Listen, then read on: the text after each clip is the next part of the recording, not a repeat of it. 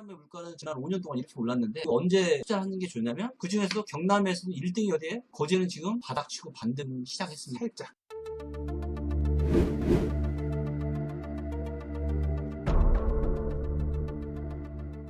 많이 듣고 그랬는데 네. 요새 얘기들 좀 듣고 네. 주변의 사람들, 수강하는 사람들의 흐름들 이런 것들 좀 듣고 보면 네. 그런 내용이 있어요. 네.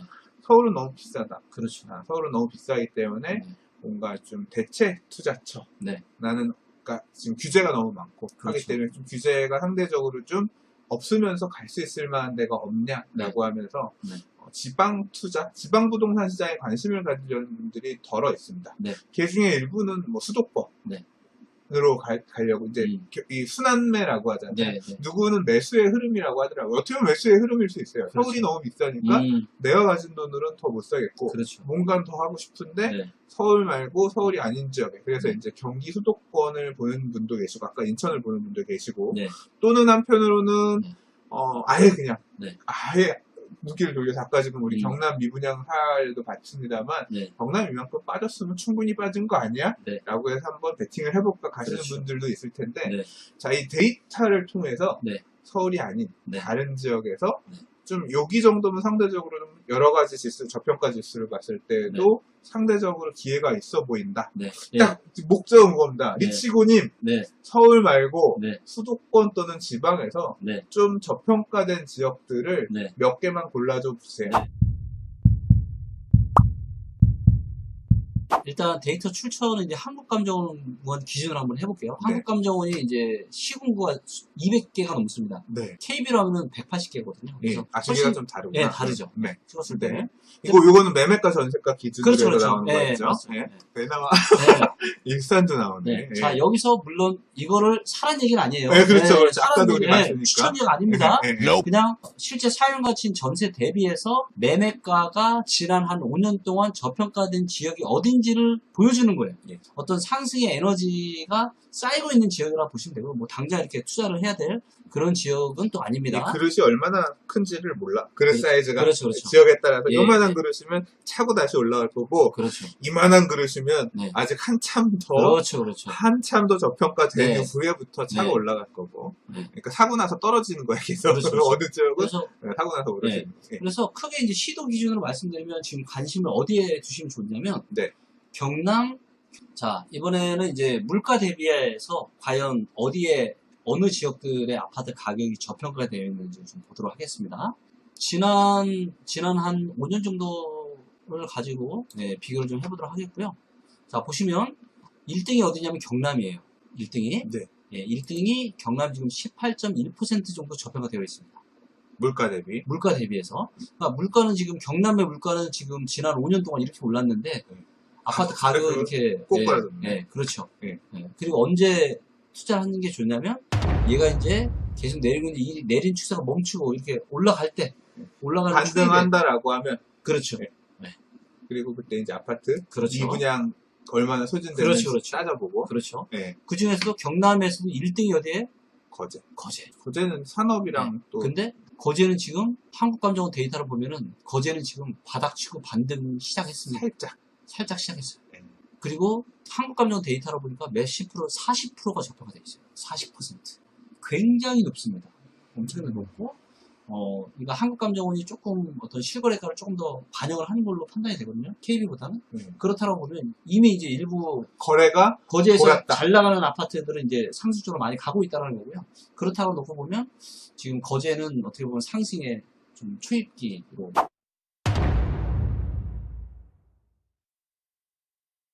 서울로 따지면 2013년, 14년 네네. 뭐 그쯤. 그렇죠. 아까도 이제 그 매매 전세를 봤을 때도 네. 5군데가 경남, 충남, 그 다음에 경북, 충북, 전북이었잖아요. 네. 근데 물가로 봐도 어때요? 물가로 보니까 울산이 하나 들어오긴 했는데 네. 울산만 빼면 이 5군데 지방의 5군데는 똑같아요. 물가랑.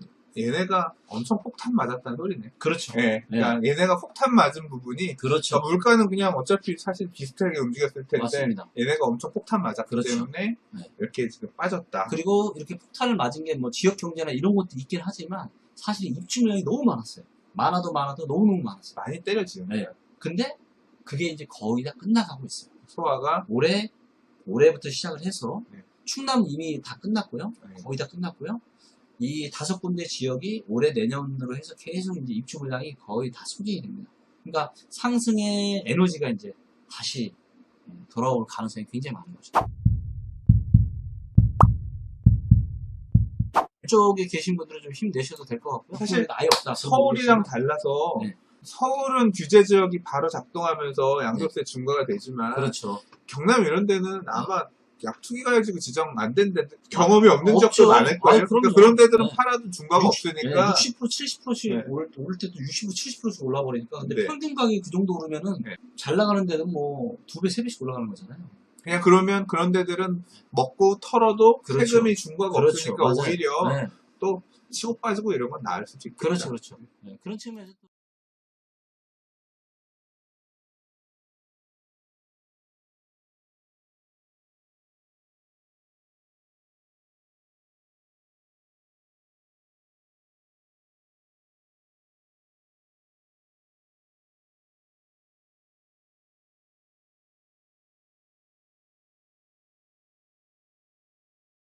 꾸준히 하락하고 있는 실정이죠. 마지막으로 경남을 보시겠습니다. 경남 역시 2016년부터 꾸준한 가격 및 거래량 하락세를 보이고 있으며 재작년부터 올해까지 매년 4만여 세대씩의 끊임없는 공급은 미분양을 14,078세대, 이 중 악성 미분양을 3,193세대까지 지속적으로 증가시키며 결국 기나긴 침체기를 겪게 만듭니다. 매수 우위지수 역시 19.9로 매우 낮은 상황이라 부동산 경기가 살아나기는 힘들어 보이네요.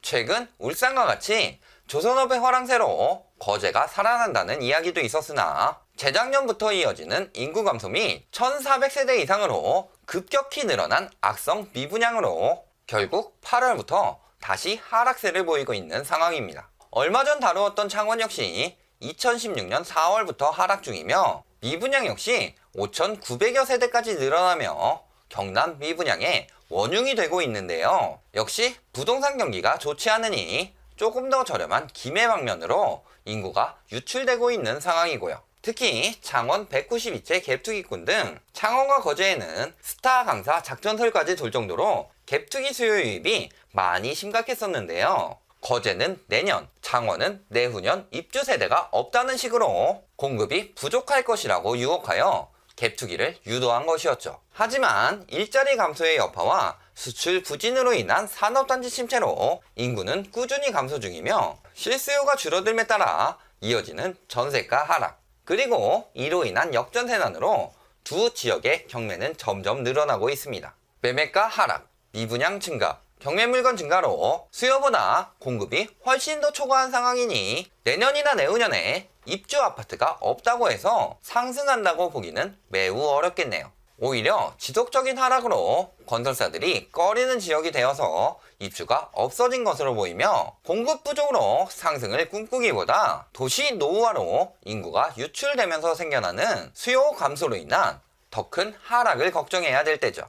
그리고 이렇게 도시가 노후화되면서 인구 유출이 이어지면 다시 건설사들이 들어오기 꺼려지는 악순환이 이어질 것으로 보이고요. 결론을 말씀드리겠습니다. 부산 및 경남은 아직 꾸준히 하락하고 있는 상황이며 중동 인근은 분양을 앞둔 건설사들의 시세 교란 등의 영향으로 소폭의 상승을 했을 뿐 대세 하락 시기를 지나고 있다고 볼 수 있습니다. 특히 부산은 부동산 규제 완화 정책과 많은 공급에 들어가는 분양권 투기 수요로 급등했지만 결국 높은 가격을 감당하지 못하는 실수요들로 인해 하락세를 타게 되었고, 이로 인한 매수 심리 위축으로 차츰 거품이 끼기 전 가격으로 돌아가고 있습니다.